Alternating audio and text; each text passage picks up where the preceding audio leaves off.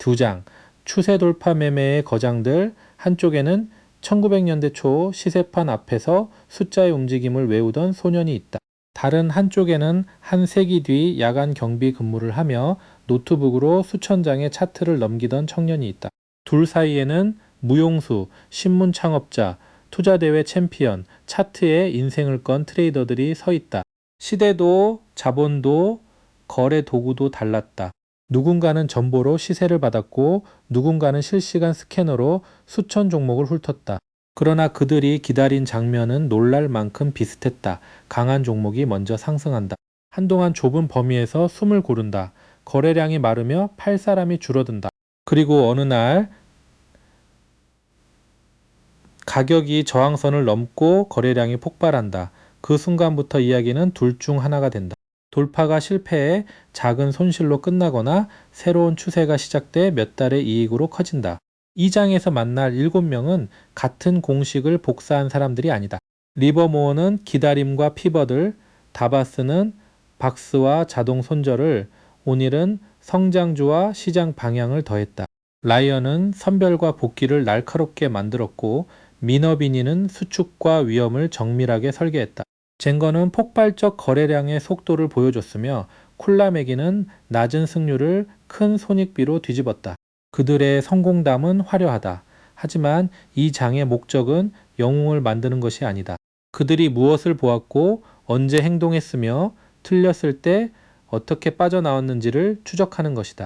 여기서 말하는 계보는 모든 인물 사이에 직접적인 사제관계가 있었다는 뜻이 아니다.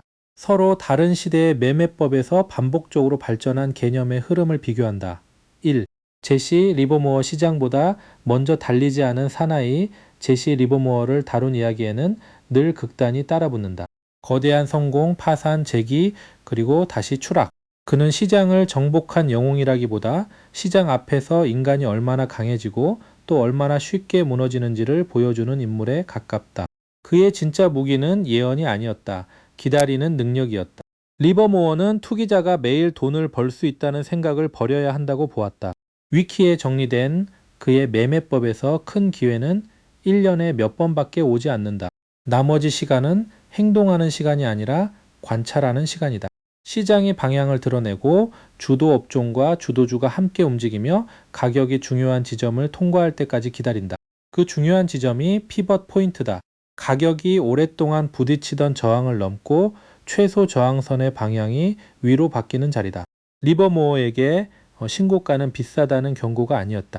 매도 물량을 이겨낼 만큼 수요가 강하다는 증거가 될 수 있었다.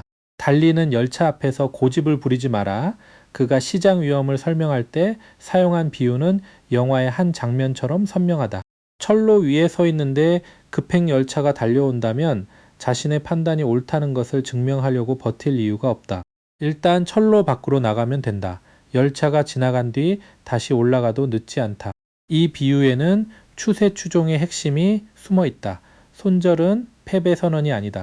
다음 기회를 볼 수 있도록 철로에서 잠시 비켜서는 행동이다. 시장은 나의 자존심을 보상하지 않는다. 성공한 포지션에만 돈을 더했다. 리버모어는 첫 매수가 이익으로 움직일 때만 추가 매수했다. 시장이 자신의 가설을 확인해 줄수록 비중을 늘리는 피라미딩이다. 반대로 첫 매수가 손실이라면 시장이 이미 경고를 보낸 것이다. 그때 물타기를 하는 것은 틀린 판단에 더 많은 자본을 거는 행동이다. 그의 방식은 다음 순서로 압축된다. 1. 시장 전체와 주도 업종의 방향을 확인한다. 2. 가장 강한 소수의 주도주만 추적한다. 3. 가격이 피벗을 돌파할 때 시험적으로 진입한다. 4. 가격이 예상대로 움직일 때만 추가한다. 5. 손실은 짧게 끊고 큰 추세에는 오래 앉아 있는다. 그가 반복해서 파산했다는 사실은 이 원칙을 더 무겁게 만든다. 뛰어난 진입 감각이 포지션 크기와 생활 자금 관리까지 자동으로 해결해 주는 것은 아니다. 리버모어의 삶은 돌파 매매의 가능성과 위험을 동시에 보여준다. 시장을 읽는 능력과 살아남는 능력은 같은 것이 아니다. 15세의 3달러에서 월스트리트가 두려워한 공매도자로 위키에 보존된 주식 매매하는 법 다이제스트는 리버모어가 15세에 12달러로 첫 거래를 시작했고 30살 전에 백만장자가 되었다고 기록한다. 1907년 공황 때는 하락 방향의 베팅에 하루에 300만 달러를 벌었으며 시장의 연쇄 붕괴를 우려한 J. P.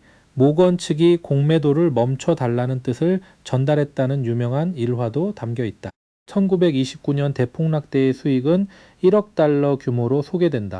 이 숫자들은 출판 전 원전과 다시 맞춰야 하지만 한 가지는 분명하다.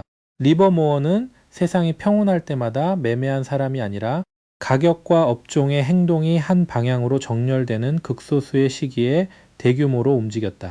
그는 뉴스가 공황을 선언한 뒤에야 움직인 것이 아니라 주도주의 이상 행동과 시장 내부의 균열을 먼저 읽으려 했다. 흥미로운 점은 이 역사적 명성이 돌파 매매의 원칙과 모순되지 않는다는 것이다. 상승 돌파와 하락 돌파는 방향만 반대일 뿐 구조는 같다. 오래 버티던 가격대가 무너지고 거래량이 커지며 여러 주도 종목이 동시에 같은 방향으로 움직이면 최소 저항선이 바뀐 것이다. 그는 의견이 아니라 가격이 경계선을 통과하는 행동을 기다렸다. 매도가 틀렸다면 더 높은 가격에 다시 들어갔다. 리버모어의 기록에는 자존심을 버리는 인상적인 재진입 사례가 있다. 그는 한 상품 포지션을 청산한 뒤 자신의 판단이 너무 빨랐음을 깨닫고 이전 청산가보다 평균 25센트 높은 가격에 다시 들어갔다. 처음에는 원래 포지션의 절반에 해당하는 500만 부채를만 진입했고 이후 위험 신호가 나올 때까지 보유했다. 보통 투자자는 더 낮은 가격에 다시 사고 싶어 한다. 그래야 자신이 처음부터 옳았던 것처럼 느껴지기 때문이다. 리버모어는 시장이 자신의 체면을 회복시켜 주기를 기다리지 않았다. 더 높은 가격은 손해가 아니라 추세가 다시 살아났다는 확인 비용이었다. 이 사례는 현대 돌파 매매의 재진입 원칙과 정확히 맞닿는다. 손절한 뒤 다시 돌파하면 이전 손실과 별개인 새로운 거래로 판단한다. 리버모어식 매매 절차를 세부적으로 보고 나면 첫째, 시장부터 확인한다. 전체 시장이 호의적인지 여러 업종 가운데 어디에서 강한 움직임이 나오는지 본다. 지수만 오르고 주도주가 따라오지 않으면 신뢰하지 않는다. 둘째, 그룹 행동을 확인한다.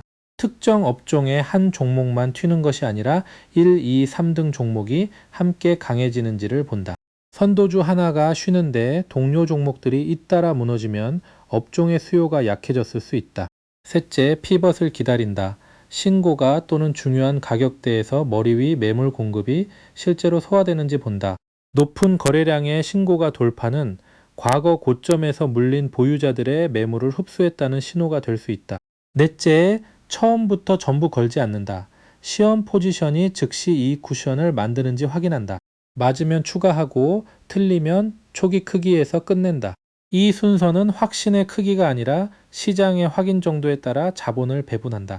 다섯째, 가격 손절과 시간 손절을 함께 쓴다. 최대 허용 손실에 도달하지 않았더라도 돌파 후 며칠 동안 전혀 전진하지 못하면 제대로 행동하지 않는 주식으로 본다. 자금이 정체된 포지션에 묶이면 다음 주도주를 살 수 없다. 여섯째, 모든 거래를 기록한다. 위키 자료에는 그가 1923년 매매 기록을 되짚으며 왜 사고 팔았는지를 노트에 남겼다는 대목이 있다. 기억은 결과에 맞춰 과거 판단을 미화하지만 기록은 당시의 논리를 보존한다. 거장의 약점까지 시스템에 넣어야 한다. 리버모어를 읽을 때 가장 위험한 독법은 1907년과 1929년의 거대한 수익만 가져오고 그의 반복된 파산을 개인적 비극으로 치워버리는 것이다. 레버리지, 과도한 집중, 생활과 매매 자본의 혼합은 최고의 시장 감각도 무너뜨릴 수 있다. 따라서 현대 투자자가 계승할 것은 그의 베팅 크기가 아니라 피벗 확인, 손실 포지션 추가 금지, 기록,